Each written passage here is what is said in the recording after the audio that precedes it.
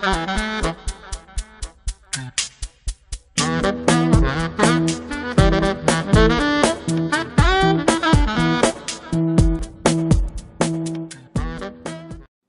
propriétés chimiques d'un atome dépendent étroitement de sa structure électronique. C'est la raison pour laquelle, dans cette vidéo, je vais vous montrer comment on établit la structure électronique d'un atome.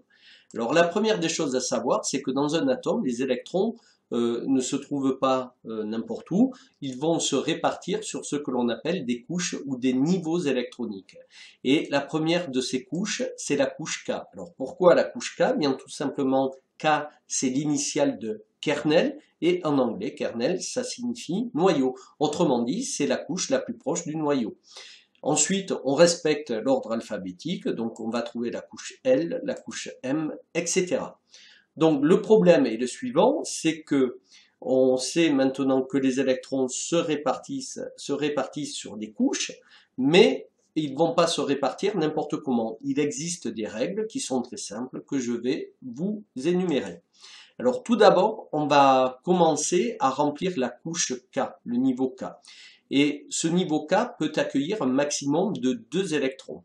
Et quand il sera plein, on dit qu'il sera saturé, on passera au niveau suivant qui est le niveau L. Donc on va remplir le niveau L jusqu'à ce qu'il soit saturé avec 8 électrons. Et lorsque ce sera le cas, on passera à la couche M. Donc voyons un exemple à travers l'atome d'aluminium, donc numéro atomique 13, ce qui veut dire qu'il a 13 protons dans son noyau. C'est un atome qui est électriquement neutre, et il a donc 13 électrons qui vont se répartir sur les différentes couches. Les 2 premiers vont sur la couche K, qui est alors saturée. Les 8 suivants se répartissent sur la couche L, qui est alors saturée. Et reste enfin 3 électrons qui se trouve sur la couche M. Alors, il est possible également de représenter les couches KLM par des traits. Donc, les 2 premiers vont sur la couche K, qui est alors saturée. Les suivants ne peuvent pas aller sur la couche K car elle est pleine. Ils vont donc sur la couche L qui pourra accueillir un maximum de 8 électrons. Et les 3 derniers ne pourront ni aller sur la couche K ni sur la couche L, ils iront donc sur la couche M. À partir de là, c'est très simple de donner la structure ou configuration électronique de cet atome d'aluminium. La voici, c'est K2L8M3, ce qui signifie que la couche K contient 2 électrons, la couche L 8 et 3 électrons pour la couche M.